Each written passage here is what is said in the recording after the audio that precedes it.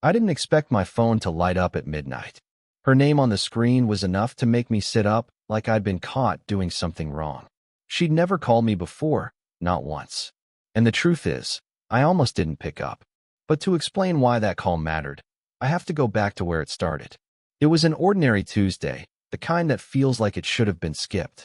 I was at the small neighborhood repair shop where I work, trying to convince a stubborn coffee machine to start pumping water again. The fluorescent lights above hummed, and my shirt smelled faintly of engine oil mixed with burnt espresso. That's when she walked in. Not in some dramatic movie way, just quiet, measured steps, like she had already decided how much of herself to give away. She was older, mid-40s maybe, with this calmness that made the whole shop feel different. She didn't look lost, but she looked tired of pretending she wasn't. "Do you fix radios here?" she asked. Her voice had the kind of steadiness people only get after life has tested them too many times. I nodded too quickly. Yeah? Radios, toasters, whatever survives the fall to the counter." She smiled. Not the full kind. Just one side of her mouth lifting, like she found me amusing against her better judgment. She slid an old portable radio across the counter. The thing looked like it had been around longer than I had. "It only catches static," she said. I remember brushing my fingers against hers when I picked it up. Just an accident, but it made my throat tighten. Her hand lingered a second too long, or maybe I just wanted it to. I popped the back open, pretending to know exactly what I was doing. "Might just be a loose wire," I muttered. My hands were clumsier than usual. She leaned on the counter, watching me. Not in a flirty way, not even close. It was sharper than that, like she was measuring me, deciding if I was worth the wait. For a while, the only sound was my screwdriver slipping against stubborn screws. Then she said, "Most people throw things out these days. Easier to buy new." "Yeah, but then they never know what could have been fixed," I answered before thinking. Her eyes met mine, steady, curious. It wasn't a long look, but it lasted long enough for me to lose track of the screws I was holding. Something shifted in that silence. Not attraction, not yet. Just electricity. I got the radio working again within 10 minutes. Lucky guess, honestly. The static gave way to a faint, trembling voice of some old FM station. She tilted her head, listening, and for the first time I saw the edges of her confidence soften. "Thank you," she said simply, gathering the radio. "No problem," I replied, trying to sound casual. But my voice cracked halfway through, betraying me. She noticed. Of course she did. But instead of teasing me, she gave the smallest nod, like she was letting me keep whatever dignity I had left. When she turned to leave, the door chime rang out too loud in the empty shop. I stood there staring at the door long after she disappeared into the evening. My hands were still shaking. That should have been it. A customer, a job, nothing more. But that night, when the phone lit up with her name at exactly midnight, I realized it wasn't going to be that simple.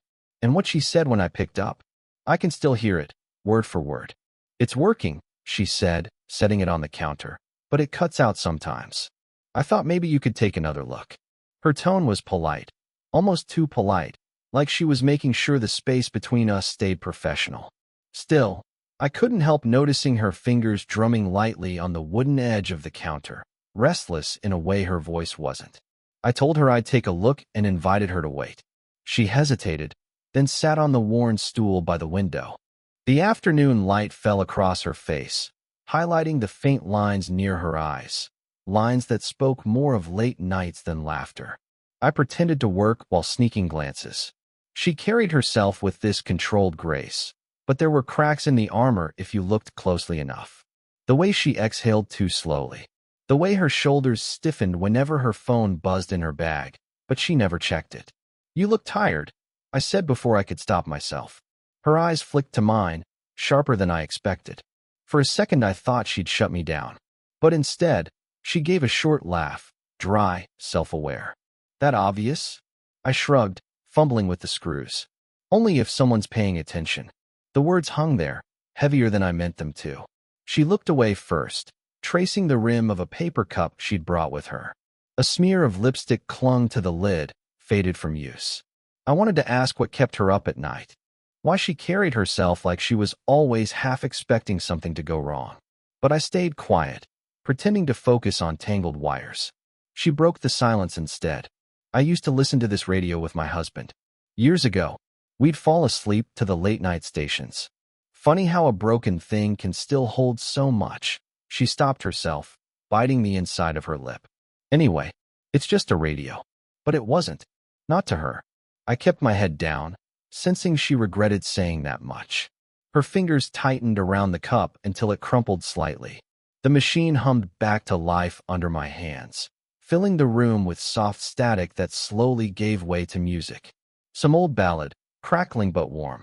She looked at me then, not the careful, guarded glance from before, but something longer, unguarded. For a second, she wasn't the composed woman at all, just someone who wanted to remember. The corner of her mouth lifted. "You're better at this than you think." I wanted to answer, but my throat caught. So I just nodded, pretending it was nothing. When she stood to leave, her hand brushed mine again as she collected the radio. This time, neither of us moved away immediately. It was only a second, but I felt it all night. It was raining the third time. The kind of rain that blurred streetlights and made the pavement hiss.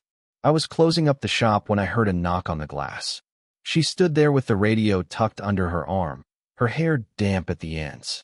"I didn't want to leave it in the car," she said once I unlocked the door. Her voice was even, but there was a tightness in it, like she'd rushed here before thinking it through. I let her in, the bell above the door sounding too loud in the quiet. She set the radio on the counter and lingered, rubbing her hands together for warmth.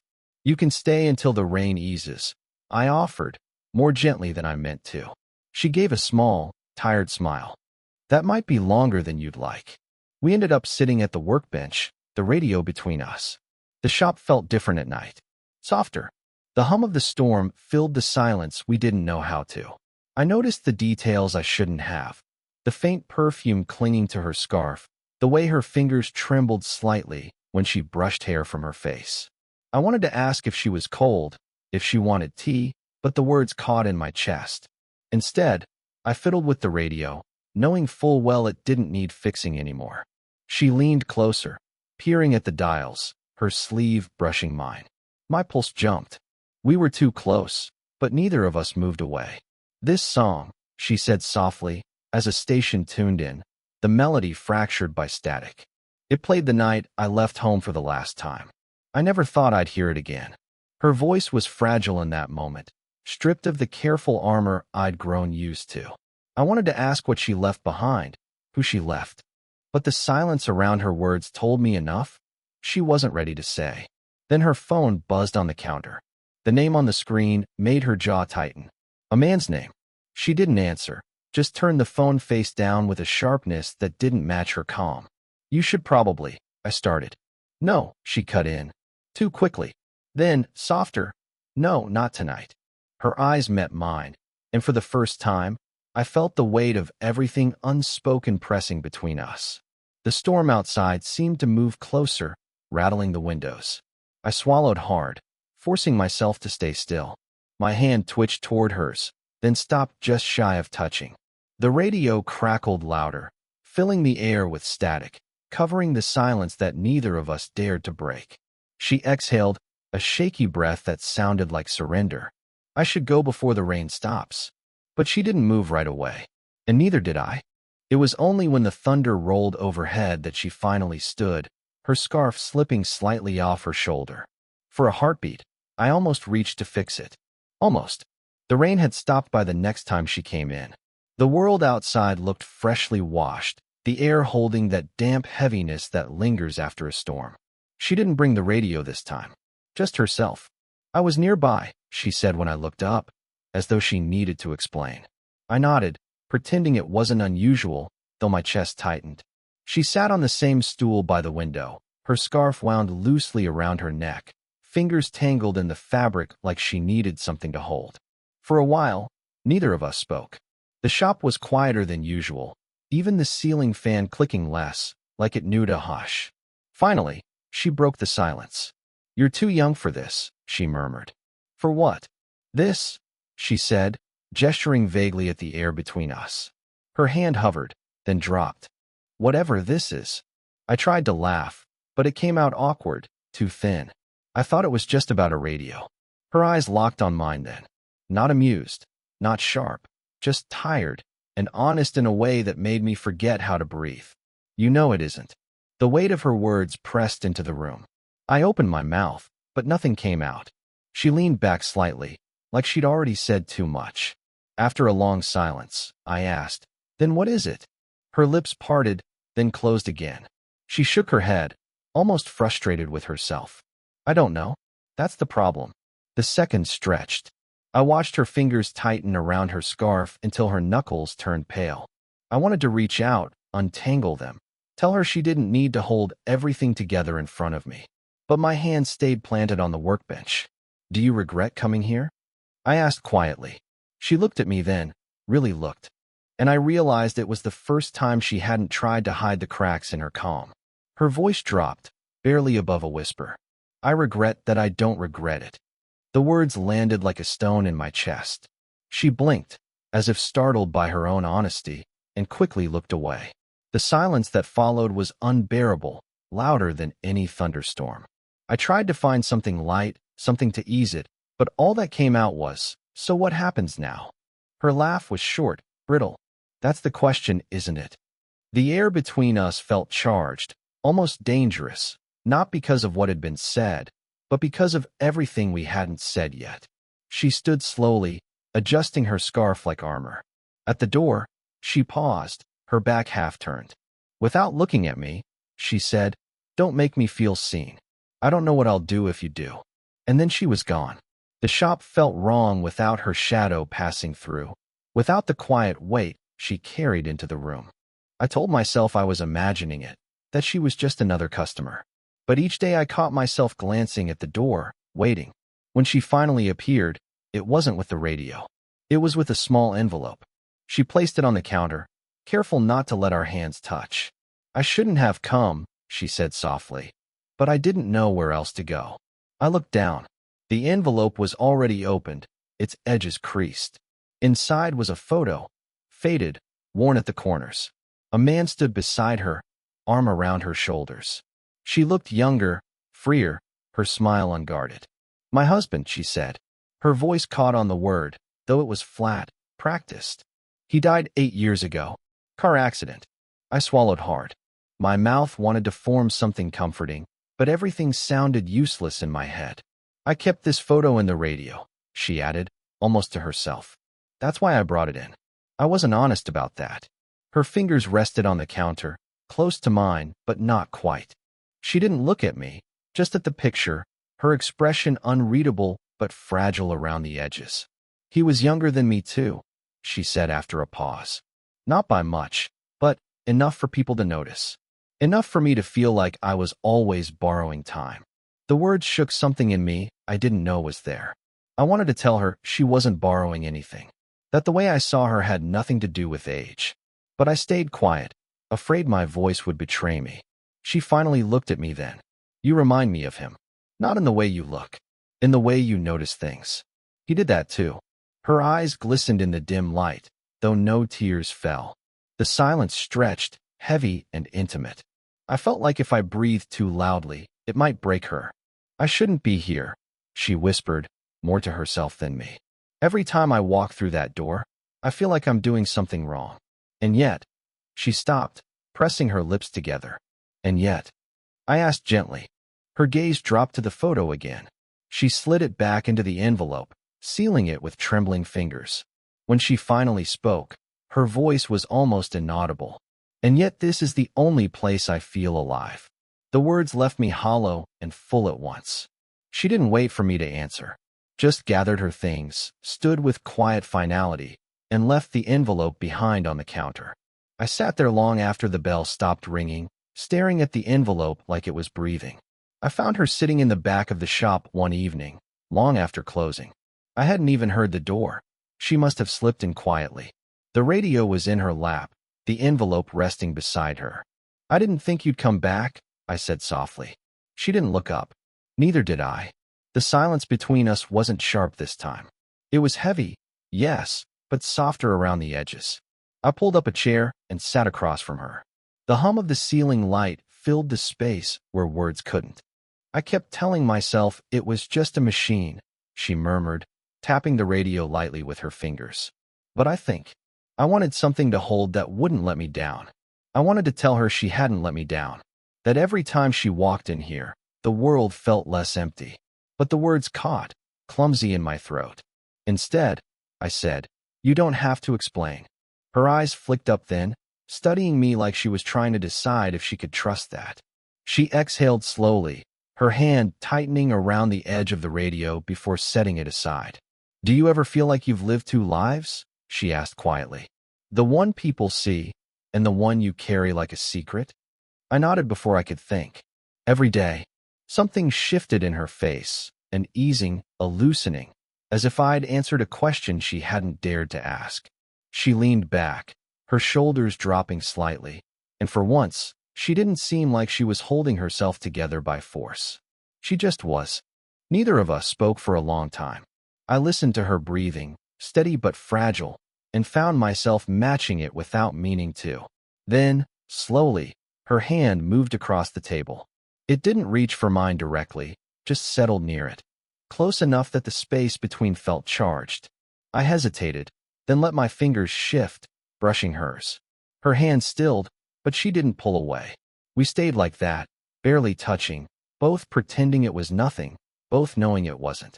Finally, she whispered, "This shouldn't be happening." I swallowed. "I know." Her eyes glistened, and she shook her head, almost smiling at the contradiction. But here we are. The room went impossibly quiet. No storm outside, no phone buzzing, no excuses left. Just the hum of the light, the faint crackle of the radio, and the truth neither of us dared to name. She shifted her hand fully into mine, her grip gentle but certain. And in that moment, it didn't feel like a confession or a promise. It just felt real. We didn't kiss. We didn't say the words hanging between us. We simply sat there, hands tangled on the workbench, the silence louder than anything else could have been. And somehow that was enough. I think about that night more often than I admit. The shop, the dim light, the way her hand finally stilled against mine. Nothing grand happened. No declarations, no fireworks. Just two people, tired of pretending, sitting together in silence. And yet, it changed everything. When she called at midnight, the moment that started this whole story, I didn't realize what she was really saying. Her voice was steady, but I could hear the crack in it. She said, "I don't want to be alone tonight. Not again." That was it. No romance, no confession, just honesty. And it was enough to unravel me. Looking back, I see now that what drew me in wasn't her beauty, though she had that, nor the mystery she carried, though it kept me awake at night. It was the way she made silence feel alive. The way she looked at me like she could see through every defense I had. And maybe, in some strange way, I gave her the same.